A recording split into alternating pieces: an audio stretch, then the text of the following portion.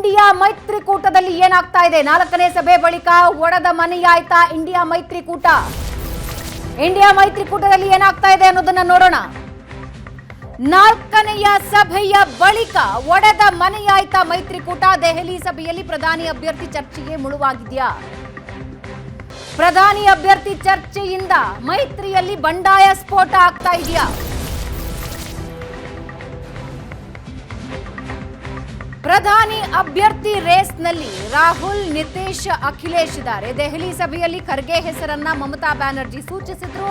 ಅದಕ್ಕೆ ಕೇಜ್ರಿವಾಲ್ ಕೂಡ ಸಹಮತ ವ್ಯಕ್ತಪಡಿಸಿದ್ರು. ಖರ್ಗೆ ಹೆಸರಿಗೆ 12 ಮಿತ್ರ ಪಕ್ಷಗಳು ಕೂಡ ಸಭೆಯಲ್ಲಿ ಒಪ್ಪಿಗೆ ಕೊಟ್ಟಿದ್ವು. ಅದಾದ ಮೇಲಿನ ಬೆಳವಣಿಗೆ, ದೆಹಲಿ ಸಭೆ ಬಳಿಕ ಒಂದೊಂದೇ ಮಿತ್ರ ಪಕ್ಷಗಳು ಅಸಮಾಧಾನ ಹೊರಹಾಕಿದ್ರು. ಮಲ್ಲಿಕಾರ್ಜುನ ಖರ್ಗೆ ಹೆಸರಿಗೆ ಜೆಡಿಯುನಿಂದ ಪರೋಕ್ಷ ವಿರೋಧ ವ್ಯಕ್ತವಾಯಿತು. ಒಪ್ಪಿಗೆಯೂ ಸೂಚಿಸದೆ, ವಿರೋಧವೂ ತೋರದೆ ತಮ್ಮ ಅಸಮಾಧಾನ ವ್ಯಕ್ತಪಡಿಸಿದ್ರು. ಮತ್ತೊಂದು ಕಡೆ ಕಾಂಗ್ರೆಸ್ ಕೂಡ ಇದರ ಬಗ್ಗೆ ತುಟಿ ಬಿಚ್ಚಿರಲಿಲ್ಲ. ಪ್ರಧಾನಿ ಹುದ್ದೆ ಚರ್ಚೆ ಹೆಚ್ಚಾಗ್ತಾ ಇದ್ದಂತೆ ಸಭೆಯಿಂದ ನಿತೀಶ್ ಹಿಂದಕ್ಕೆ ಸರಿದಿದ್ದಾರೆ. ನಿನ್ನೆ ಜೆಡಿಯು ಸಭೆಯಲ್ಲಿ ಸ್ವತಃ ವಿಷಯವನ್ನ ಸ್ಪಷ್ಟಪಡಿಸಿದ್ದಾರೆ ನಿತೀಶ್. ನಾನು ಪ್ರಧಾನಿ ಹುದ್ದೆಯ ಆಕಾಂಕ್ಷಿ ಅಲ್ಲ ಅಂತ ಬಿಹಾರ ಸಿಎಂ ಹೇಳಿದ್ದಾರೆ. ಇದು ಇಂಟ್ರೆಸ್ಟಿಂಗ್ ವಿಷಯ. ನಾನು ಪ್ರಧಾನಿ ಹುದ್ದೆಯ ಆಕಾಂಕ್ಷಿ ಅಲ್ಲ ಅಂದಿದ್ದಾರೆ ನಿತೀಶ್. ಇದೀಗ ಪ್ರಧಾನಿ ಹುದ್ದೆ ಬಗ್ಗೆ ಶರದ್ ಪವಾರ್ ಮೌನ ಮುರಿದಿದ್ದಾರೆ. ಇಂಡಿಯಾ ಕೂಟದ ಕಿತ್ತಾಟಕ್ಕೆ ಮದ್ದೆರಿಯೋದಕ್ಕೆ ಶರದ್ ಪವಾರ್ ಮುಂದಾಗಿದ್ದಾರೆ. ಯಾವ ರೀತಿ? ಪ್ರಧಾನಿ ಅಭ್ಯರ್ಥಿ ಇಲ್ಲದೆಯೇ ಚುನಾವಣೆಗೆ ಹೋಗೋಣ ಅನ್ನೋ ಸಲಹೆ ಕೊಟ್ಟಿದ್ದಾರೆ. ಮಮತಾ ಬ್ಯಾನರ್ಜಿ ಮತ್ತು ಕೇಜ್ರಿವಾಲ್ ಹೇಳಿದ್ರು ಖರ್ಗೆ ಅವರನ್ನ ಮುಂದಿಟ್ಕೊಂಡು ನಾವು ಎಲೆಕ್ಷನ್ ಎದುರಿಸೋಣ ಅಂತ. ಆದ್ರೆ ಶರದ್ ಪವಾರ್ ಪ್ರಧಾನಿ ಅಭ್ಯರ್ಥಿ ಘೋಷಿಸದೇ ಇದ್ರೆ ಏನಾಗೋದಿಲ್ಲ, ಪ್ರಧಾನಿ ಹುದ್ದೆ ಬಗ್ಗೆ ನಮ್ಮಲ್ಲೇ ಕಿತ್ತಾಟ ಬೇಡ ಅಂತ ಕಿವಿ ಮಾತು ಹೇಳಿದ್ದಾರೆ. ಇಂಡಿಯಾ ಕೂಟದ ಕಿತ್ತಾಟಕ್ಕೆ ಮದ್ದೆರಿಯೋದಕ್ಕೆ ಶರದ್ ಪವಾರ್ ಪ್ರಯತ್ನ ಪಡ್ತಾ ಇದ್ದಾರೆ. ಹಾಗಾದ್ರೆ ಶರದ್ ಪವಾರ್ ಏನ್ ಹೇಳಿದ್ದಾರೆ ಈ ಬಗ್ಗೆ ಕೇಳಿಸ್ಕೊಳ್ಳಿ. 1977च्या इलेक्शनला निवडणुकीमध्ये कुणी एका व्यक्तीने खोजे केलेलं. त्या निवडणुकीचं आणखीन एक वैशिष्ट्य आहे, निवडणूक झाल्यावर पक्षाची निर्मिती झाली आणि निवडणूक झाल्यावर मोरारजी देसाईंची निवड झाली. निवडणुकीच्या आधी मोरारजीबाईंचं नावसुद्धा कुठं नव्हतं आणि त्यामुळे कोणाचे खोजे केले किंवा कोणाचे नाही केलं तर त्याचे परिणाम होत नसतात. लोक बदल करण्याच्या मनस्थितीची वेळ आली असते. ಹಾಗಾದ್ರೆ ಇಂಡಿಯಾ ಮೈತ್ರಿಕೂಟದಲ್ಲಿ ಶರದ್ ಪವಾರ್ ಅವರ ಈ ಕಿವಿ ಮಾತೇನಿದೆ, ಇದು ವರ್ಕ್ ಆಗೋ ಸಾಧ್ಯತೆ ಎಷ್ಟರ ಮಟ್ಟಿಗಿದೆ? ಈ ಬಗ್ಗೆ ನಮ್ಮ ಜೊತೆ ಮಾತನಾಡೋದಕ್ಕೆ ನಮ್ಮ ಪೊಲಿಟಿಕಲ್ ಬ್ಯೂರೋ ಮುಖ್ಯಸ್ಥರಾದ ಆನಂದ್ ಬೈದನಮನೆ ಮತ್ತೊಂದು ಸಲ ಲೈವ್ ನಲ್ಲಿ ಜಾಯ್ನ್ ಆಗ್ತಿದ್ದಾರೆ. ಆನಂದ್, ಇಂತಹದ್ದೇ ಒಂದು ಸಲಹೆನ ಮಲ್ಲಿಕಾರ್ಜುನ ಖರ್ಗೆ ಕೊಟ್ಟಿದ್ದನ್ನು ನಾವಿಲ್ಲಿ ನೆನಪಿಸ್ಕೊಳ್ಬಹುದು. ಯಾವಾಗ ಮಮತಾ ಬ್ಯಾನರ್ಜಿ, ಅರವಿಂದ್ ಕೇಜ್ರಿವಾಲ್ ಖರ್ಗೆ ಅವರ ಹೆಸರನ್ನ ಪ್ರಸ್ತಾಪ ಮಾಡಿದ್ರು, ಆ ತಕ್ಷಣವೇ ಅದಾದ ಕೆಲವು ಹೊತ್ತಿನಲ್ಲೇ ಮಲ್ಲಿಕಾರ್ಜುನ ಖರ್ಗೆ ಅವರು ಹಿಂಗಿದ್ದೇ ಒಂದು ಹೇಳಿಕೆ ಕೊಟ್ಟರು. ಫಸ್ಟ್ ಎಲ್ಲರೂ ಒಗ್ಗಟ್ಟಾಗಿ ಹೋರಾಡೋಣ, ಪ್ರಧಾನಿ ಅಭ್ಯರ್ಥಿ ಯಾರು ಅನ್ನೋದನ್ನ, ಪ್ರಧಾನಿ ಯಾರಾಗಬೇಕು ಅನ್ನೋದನ್ನ ಗೆದ್ದ ಮೇಲೆ ನಿರ್ಧಾರ ಮಾಡೋಣ ಅಂತ. ಈಗ ಶರದ್ ಪವಾರ್ ಅದೇ ಸಲಹೆಯನ್ನ ಕೊಡ್ತಾ ಇದ್ದಾರೆ. ಸೊ ಅಂತಿಮವಾಗಿ ಇಂಡಿಯಾ ಮೈತ್ರಿಕೂಟ ಹಿಂಗಿದ್ದೇ ಒಂದು ನಿರ್ಧಾರಕ್ಕೆ ಬರುತ್ತಾ? ಭಾವನಾ, ಈ ಸಹಜವಾಗಿ ಇಂಡಿಯಾ ಮೈತ್ರಿಕೂಟ ಏನಿದೆ, ಇಲ್ಲಿ ಪ್ರಧಾನಿ ಅಭ್ಯರ್ಥಿ ಯಾರಾಗಬೇಕು ಅನ್ನೋ ಬಗ್ಗೆ ಒಂದು ಚರ್ಚೆ ಅಂತೂ ಆಗಿದೆ. ದೆಹಲಿಯಲ್ಲಿ ನಡೆದಂಥ ಸಭೆಯಲ್ಲಿ ಮಮತಾ ಬ್ಯಾನರ್ಜಿ ಅವರು ಈ ಒಂದು ಹೆಸರನ್ನು ಖರ್ಗೆ ಅವರ ಹೆಸರನ್ನು ಪ್ರಸ್ತಾಪ ಮಾಡ್ತಿದ್ದ ಹಾಗೇ ಅದಕ್ಕೆ ಅರವಿಂದ್ ಕೇಜ್ರಿವಾಲ್ ಕೂಡ ಸಕಾರಾತ್ಮಕವಾಗಿ ಬೆಂಬಲ ಕೊಡುವಂಥ ಪ್ರಯತ್ನ ಮಾಡಿದರು. ಆ ಒಂದು ಸಭೆಯಲ್ಲಿ ಹೊರಹೊಮ್ಮಿದಂಥ ಮಲ್ಲಿಕಾರ್ಜುನ್ ಖರ್ಗೆ ಅವರ ಹೆಸರಿಗೆ ಸಂಬಂಧಪಟ್ಟ ಹಾಗೆ ಇವರು ಎಷ್ಟರ ಮಟ್ಟಿಗೆ ಸೂಕ್ತ ಅಂತಕ್ಕಂಥ ಚರ್ಚೆಗಳು ಕೇವಲ ಕಾಂಗ್ರೆಸ್ ಪಾರ್ಟಿ ಅಷ್ಟೇ ಅಲ್ಲ, ಬದಲಾಗಿ ಮೈತ್ರಿಕೂಟದಲ್ಲಿರ್ತಕ್ಕಂಥ ಇತರ ಪಕ್ಷಗಳ ನಾಯಕರು ಕೂಡ ಈ ಬಗ್ಗೆ ಚರ್ಚೆಯನ್ನು ಮಾಡೋಕ್ಕೆ ಸ್ಟಾರ್ಟ್ ಮಾಡಿದ್ರು. ಈ ಮಲ್ಲಿಕಾರ್ಜುನ್ ಖರ್ಗೆ ಅವರ ಹೆಸರು ಪ್ರಸ್ತಾಪ ಆಗ್ತಿದ್ದ ಹಾಗೆ ಇದರ ನೇರವಾಗಿರ್ತಕ್ಕಂಥ ಪರಿಣಾಮ ಆಗಿರೋದು ನಿತೀಶ್ ಕುಮಾರ್ ಅವರ ಮೇಲೆ. ನಿತೀಶ್ ಕುಮಾರ್ ಅವರು ಈ ಮೈತ್ರಿಕೂಟವನ್ನು ಕಟ್ಟಬೇಕು ಅನ್ನುವಂಥ ಪ್ರಯತ್ನದ ಭಾಗವಾಗಿ ದೊಡ್ಡ ಮಟ್ಟದ ಒಂದು ಸರ್ಕಸ್ಗಳನ್ನು ಮಾಡಿದರು. ಅವರ ಹೆಸರು ಬೇರೆ ಬೇರೆ ಸಂದರ್ಭಗಳಲ್ಲಿ ಪ್ರಧಾನಿ ಅಭ್ಯರ್ಥಿ ಆಗ್ತಾರೆ ಅನ್ನುವಂಥ ರೀತಿಯಲ್ಲೂ ಕೂಡ ಇತ್ತು. ಆದರೆ ಪಂಚರಾಜ್ಯಗಳ ಚುನಾವಣೆಯ ಬಳಿಕ ಕಾಂಗ್ರೆಸ್ನ ನಾಯಕತ್ವ ಬಗ್ಗೆ ಆರಂಭಿಕವಾಗಿ ಒಂದು ರೀತಿ ಅಪನಂಬಿಕೆಯ ಮಾತುಗಳು ಕೂಡ ಕೇಳಿಬಂತು.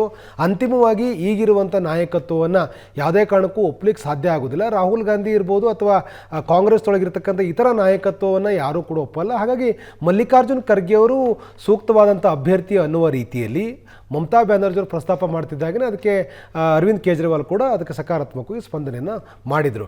ಆದರೆ ಈ ಒಂದು ಹೆಸರು ಬಂದ ನಂತರ, ಅಂದರೆ ಹೆಸರು ಪ್ರಸ್ತಾಪ ಆದ ನಂತರದಲ್ಲಿ ಮಲ್ಲಿಕಾರ್ಜುನ್ ಖರ್ಗೆ ಅವರ ಸಂಬಂಧಪಟ್ಟ ಹಾಗೆ ಅಂದರೆ ಅವರ ಹೆಸರು ಪ್ರಸ್ತಾಪ ಆಗ್ತಿದ್ದ ಹಾಗೆಯೇ ಮೈತ್ರಿಕೂಟದಲ್ಲಿರ್ತಕ್ಕಂಥ ಇತರ ನಾಯಕರು ಬೇರೆ ಬೇರೆ ರೀತಿಯಾಗಿರ್ತಕ್ಕಂಥ ವ್ಯಾಖ್ಯಾನವನ್ನು ಮಾಡ್ತಾ ಇದ್ದಾರೆ. ಈಗ ಶರದ್ ಪವಾರ್ ಅವರು ಹೇಳಿರೋಂಥ ಮಾತು ಬೇಕಂದ್ರೆ ಚುನಾವಣೆ ಬರೋ ತನಕ, ಚುನಾವಣೆ ಮುಗಿಯೋ ತನಕ ಕೂಡ ಯಾವುದೇ ಅಭ್ಯರ್ಥಿ ಬೇಡ, ಬದಲಾಗಿ ಒಂದು ಸಿದ್ಧಾಂತದ ಮೇಲೆ ಚುನಾವಣೆ ಮಾಡ್ತಕ್ಕಂಥದ್ದು ಸೂಕ್ತ. ಈ ಕೇಂದ್ರದಲ್ಲಿರ್ತಕ್ಕಂಥ BJP ಸರ್ಕಾರವನ್ನು ತೆಗೆದು ಮೈತ್ರಿಕೂಟ ಸರ್ಕಾರ ರಚನೆಗೆ ಬೇಕಾದ ಹಾಗೆ ಒಂದು ಪ್ಲಾನ್ ಆಫ್ ಆ್ಯಕ್ಷನ್ ಆಗಬೇಕು ಅನ್ನೋ ರೀತಿಯಲ್ಲಿ ಅವರು ಸಲಹೆಯನ್ನು ಕೊಟ್ಟಿದ್ದಾರೆ. ಅಂದರೆ ಆಗ್ತಕ್ಕಂಥ ಡ್ಯಾಮೇಜನ್ನು ಕಂಟ್ರೋಲ್ ಮಾಡುವಂಥ ಪ್ರಯತ್ನವನ್ನು ಮಾಡ್ತಾ ಇದ್ದಾರೆ. ಮತ್ತು ಮಲ್ಲಿಕಾರ್ಜುನ್ ಖರ್ಗೆ ಅವರ ಹೆಸರು ಪ್ರಧಾನಿ ಸ್ಥಾನಕ್ಕೆ ಸಹಜವಾಗಿ ಚರ್ಚೆ ಆಗ್ತಿದ್ದ ಹಾಗೆಯೇ ಮಲ್ಲಿಕಾರ್ಜುನ್ ಖರ್ಗೆ ಅವರು ಎಷ್ಟು ಸೂಕ್ತ ಅನ್ನುವಂಥದ್ದು ಮತ್ತು ಈ ಒಂದು ಪ್ರಯೋಗದಲ್ಲಿ ಅವರು ಎಷ್ಟರ ಮಟ್ಟಿಗೆ ಯಶಸ್ವಿ ಆಗಬಹುದು ಅನ್ನುವಂಥ ಚರ್ಚೆಗಳು ಕೂಡ ಈಗಿದೆ. ಯಾಕೆಂದರೆ ಪ್ರಧಾನಿ ಅಭ್ಯರ್ಥಿ ಅಂದ ತಕ್ಷಣ ಮಲ್ಲಿಕಾರ್ಜುನ್ ಖರ್ಗೆ ಅವರು BJPಯ ಟಾರ್ಗೆಟ್ ಆಗ್ತಾರೆ ಅನ್ನುವಂಥ ಮಾತು ಕೂಡ ಕೇಳಿ ಬರ್ತಾ ಇದೆ. ಕಲಬುರಗಿಯಲ್ಲಿ ಸ್ಪರ್ಧೆ ಮಾಡಬೇಕಾಗಿರುವಂಥ ಮಲ್ಲಿಕಾರ್ಜುನ್ ಖರ್ಗೆ ಅವರನ್ನ ಮತ್ತೊಂದು ಬಾರಿ ಸೋಲಿಸುವಂಥ ಪ್ರಯತ್ನವೂ ಕೂಡ ಆಗಬಹುದು. ಅದನ್ನು ಸ್ವತಃ ಮಲ್ಲಿಕಾರ್ಜುನ್ ಖರ್ಗೆ ಅವರು ತಮ್ಮ ಆಪ್ತ ಬಳಗದಲ್ಲಿ ಹೇಳ್ಕೊಂಡಿದ್ದಾರೆ. ಅಂದರೆ ತನ್ನನ್ನು ಸೋಲಿಸುವಂಥ ಪ್ರಯತ್ನಕ್ಕೆ ಪೂರಕವಾಗಿ ಒಂದು ಸರ್ಕಲ್ ಸೃಷ್ಟಿಯಾಗುತ್ತೆ. ಹಾಗಾಗಿ ನಾನು ಅತಿ ಹೆಚ್ಚು ಸಮಯವನ್ನು ಕಲಬುರಗಿಯಲ್ಲೇ ಕಳಿಬೇಕಾಗಿರ್ತಕ್ಕಂಥ ಒಂದು ಸಂದರ್ಭ ಕ್ರಿಯೇಟ್ ಆಗುತ್ತೆ. ಆ ಕಾರಣಕ್ಕಾಗಿ ನಾನು ಈ ಬಾರಿ ಸ್ಪರ್ಧೆ ಮಾಡಬೇಕು ಬೇಡವೋ ಅಂತಕ್ಕಂಥ ಒಂದು ಚಿಂತನೆಯಲ್ಲಿ ಇದ್ದೇನೆ ಅನ್ನುವಂಥ ಮಾತನ್ನು ಕೂಡ ಹೇಳಿದ್ದಾರೆ. ಅಂದರೆ ದೇಶದ ಬೇರೆ ಬೇರೆ ಭಾಗದಲ್ಲೂ ಕೂಡ ಮತಯಾಚನೆ ಮಾಡಬೇಕಾಗಿರುವಂಥ ಹಿನ್ನೆಲೆಯಲ್ಲಿ ಕಲಬುರಗಿಗೆ ಸೀಮಿತವಾಗಿ ನಿಲ್ತಕ್ಕಂಥ ಸನ್ನಿವೇಶ ಈಗಿಲ್ಲ. ಆ ಕಾರಣಕ್ಕಾಗಿ ಸ್ಪರ್ಧೆ ಬಗ್ಗೆ ಅವರು ಎಲ್ಲೋ ಒಂದು ಕಡೆ ನಿರಾಶಾದಾಯಕವಾಗಿರ್ತಕ್ಕಂಥ ಮಾತುಗಳನ್ನು ಆಡಿದ್ದಾರೆ. ಹೀಗಿರುವಾಗ ಪ್ರಧಾನಿ ಅಭ್ಯರ್ಥಿ ಅಂದ ತಕ್ಷಣ ಸಹಜವಾಗಿ ಇಡೀ BJPಯ ತಂಡ ಮಲ್ಲಿಕಾರ್ಜುನ್ ಖರ್ಗೆ ಅವರನ್ನ ಸೋಲಿಸುವಂಥ ಪ್ರಯತ್ನ ಮಾಡ್ಬೋದು. ಒಮ್ಮೊಮ್ಮೆ ಮಲ್ಲಿಕಾರ್ಜುನ್ ಖರ್ಗೆ ಅವರು ಸೋಲಿಸಿದ್ರೆ ಮಲ್ಲಿಕಾರ್ಜುನ್ ಖರ್ಗೆ ಅವರ ರಾಜಕೀಯವಾಗಿರ್ತಕ್ಕಂಥ ಒಂದು ಬದುಕೇನಿದೆ ಅದು ಸಹಜವಾಗಿ ಎಲ್ಲ ಒಂದು ಅಂತ್ಯ ಆಗುತ್ತೆ. ಇತಿಹಾಸ ಪುಟಕ್ಕೆ ಮಲ್ಲಿಕಾರ್ಜುನ್ ಖರ್ಗೆ ಸೇರಿಬಿಡ್ತಾರೆ ಅನ್ನುವಂಥ ಚರ್ಚೆಗಳು ಕೂಡ ರಾಜಕಾರಣದಲ್ಲಿ ಕೇಳಿ ಬರ್ತಾ ಇದೆ. ಈಗಿರುವಂಥ ಸನ್ನಿವೇಶದೊಳಗಡೆ ಮಲ್ಲಿಕಾರ್ಜುನ್ ಖರ್ಗೆ ಅವ್ರನ್ನ ಒಪ್ಕೊಳ್ಳಿಕ್ಕೆ ಕಾಂಗ್ರೆಸ್ನ ಒಳಗಿರ್ತಕ್ಕಂಥ ಇತರ ನಾಯಕರು ಎಷ್ಟರ ಮಟ್ಟಿಗೆ ಸಿದ್ಧರಿದ್ದಾರೆ ಅನ್ನೋದು ಕೂಡ ಬಹಳ ಪ್ರಮುಖ ಆಗುತ್ತೆ. ಯಾಕೆಂದರೆ ಕಾಂಗ್ರೆಸ್ ಈ ಕ್ಷಣದವರೆಗೂ ಕೂಡ ಪ್ರಧಾನಿ ಅಭ್ಯರ್ಥಿ ಸಂಬಂಧಪಟ್ಟಾಗೆ ದೆಹಲಿಯ ಸಭೆಯಲ್ಲಿ ಹೆಸರು ಪ್ರಸ್ತಾಪ ಆದ ಬಳಿಕ ಯಾವುದೇ ರೀತಿಯಾಗಿರುವಂಥ ನಿಖರವಾದಂಥ ಹೇಳಿಕೆಯನ್ನು ಕಾಂಗ್ರೆಸ್ನ ಯಾವುದೇ ನಾಯಕರು ನೀಡಿಲ್ಲ. ಅದು ಬಹಳ ಪ್ರಮುಖ ಆಗುತ್ತೆ. ಅಂದರೆ ಮಲ್ಲಿಕಾರ್ಜುನ್ ಖರ್ಗೆಯವ್ರನ್ನ ಒಪ್ಕೊಳ್ಳಿಗೆ ಕಾಂಗ್ರೆಸ್ನ ಒಳಗಿರ್ತಕ್ಕಂಥ ಒಂದು ತಂಡ ಯಾವ ಕಾರಣಕ್ಕೂ ಸಿದ್ಧ ಇಲ್ಲ ಅಂತಕ್ಕಂಥದ್ದು ಇದು ತೋರಿಸ್ತದೆ.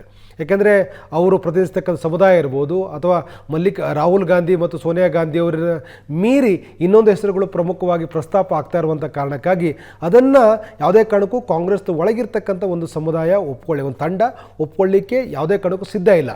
ಅದು ಇಲ್ಲಿ ಸ್ಪಷ್ಟವಾಗಿ ಕಂಡು ಬರ್ತಾ ಇದೆ. ಮಲ್ಲಿಕಾರ್ಜುನ್ ಖರ್ಗೆ ಅವರು ಯಾವ ಸಮುದಾಯ ಅಂತಕ್ಕಂಥದ್ದು ಗೊತ್ತಿದೆ. ಯಾಕಂದಕ್ಕಾಗಿ ಆ ಸಮುದಾಯದವರಿಗೆ ಉತ್ತಮವಾದಂಥ ಉನ್ನತವಾದಂಥ ಸ್ಥಾನಕ್ಕೆ ಅವರ ಹೆಸರು ಪ್ರಸ್ತಾಪ ಆದಾಗ ಎಲ್ಲೋ ಒಂದು ಕಡೆ ಅದನ್ನು ಎಷ್ಟರ ಮಟ್ಟಿಗೆ ಮತದಾರರು ಸ್ವೀಕಾರ ಮಾಡ್ತಾರೆ, ಆ ರೀತಿಯ ಮನಸ್ಥಿತಿಗಳು ಎಷ್ಟರ ಮಟ್ಟಿಗೆ ಇದೆ ಅಂತಕ್ಕಂಥದ್ದು ಕೂಡ ಭಾಳ ಪ್ರಮುಖ ಆಗುತ್ತೆ.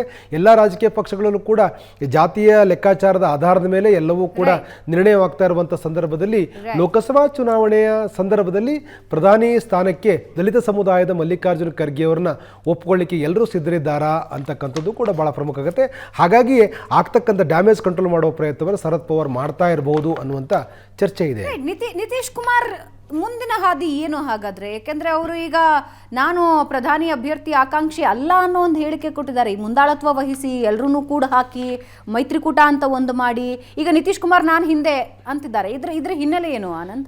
ಯಾಕೆಂತಂದರೆ ಯಾವುದೇ ಕಾರಣಕ್ಕೂ ಈಗ ಸಹಜವಾಗಿ ಮಲ್ಲಿಕಾರ್ಜುನ್ ಖರ್ಗೆ ಹೆಸರು ಪ್ರಸ್ತಾಪ ಆದಾಗ ನಿತೀಶ್ ಕುಮಾರ್ ಹೆಸರು ಕೂಡ ಸಹಜವಾಗಿ ಪ್ರಧಾನಿ ಅಭ್ಯರ್ಥಿಗೆ ಬಂದಾಗ ನಿಶ್ಚಯವಾಗಿ ಕೂಡ ಎರಡು ಬಣಗಳು ಸೃಷ್ಟಿಯಾಗುತ್ತೆ. ಈಗಿರ್ತಕ್ಕಂಥ ಸನ್ನಿವೇಶದಲ್ಲಿ ಕೇಂದ್ರದಲ್ಲಿರುವಂಥ BJP ಸರ್ಕಾರದ ವಿರುದ್ಧ ಹೋರಾಟ ಮಾಡಬೇಕಂದ್ರೆ ಒಗ್ಗಟ್ಟು ಬಹಳ ಪ್ರಮುಖ ಆಗುತ್ತೆ. ಒಗ್ಗಟ್ಟು ಬೇರೆ ಬೇರೆ ಸಂದರ್ಭಗಳಲ್ಲಿ ವೀಕ್ ಆಗ್ತಾ ಬಂದಿದೆ. ಅಂದರೆ ಪಂಚರಾಜ್ಯಗಳ ಚುನಾವಣೆಗೆ ಮುಂಚಿತವಾಗಿದ್ದಂಥ ಒಂದು ಒಗ್ಗಟ್ಟು ಮತ್ತು ಚುನಾವಣಾ ಫಲಿತಾಂಶ ಬಂದ ನಂತರದಲ್ಲಿ ಕಾಂಗ್ರೆಸ್ಗಾದ ಆಘಾತದ ಹಿನ್ನೆಲೆಯಲ್ಲಿ ಆದಂಥ ಒಗ್ಗಟ್ಟಲ್ಲಿ ಕಾಣಿಸ್ಕೊಂಡಿರ್ತಕ್ಕಂಥ ಬಿರುಕು ಇವೆಲ್ಲವೂ ಕೂಡ ಪ್ರಮುಖ ಆಗುತ್ತೆ. ಹಾಗಾಗಿ ನಿತೀಶ್ ಕುಮಾರ್ ಒಂದು ರೀತಿ ಡ್ಯಾಮೇಜ್ ಕಂಟ್ರೋಲ್ ಮಾಡೋ ಪ್ರಯತ್ನ ಮಾಡಿರಬಹುದು ಅಂತ ಅನಿಸ್ತದೆ. ಎಸ್ ಆನಂದ್, ಧನ್ಯವಾದ ನಿಮ್ಮೆಲ್ಲ ಮಾಹಿತಿಗೆ. ವೀಕ್ಷಕರೇ, ಇದೇ ಸ್ಟೋರಿಯೊಂದಿಗೆ ಇವತ್ತಿನ ಪಾರ್ಟಿ ರೌಂಡ್ಸ್ ಮುಗಿಯೋ ಸಮಯ. ನೇರ ದಿಟ್ಟ ನಿರಂತರ ಸುದ್ದಿಗಾಗಿ ನೋಡ್ತಾ ಇರಿ ಏಷ್ಯಾನೆಟ್ ಸುವರ್ಣ ನ್ಯೂಸ್.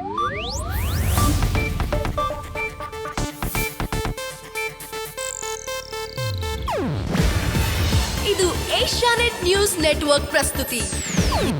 ನೀವು ನೋಡ್ತಿದ್ದೀರಾ ಏಷ್ಯಾನೆಟ್ ಸುವರ್ಣ ನ್ಯೂಸ್.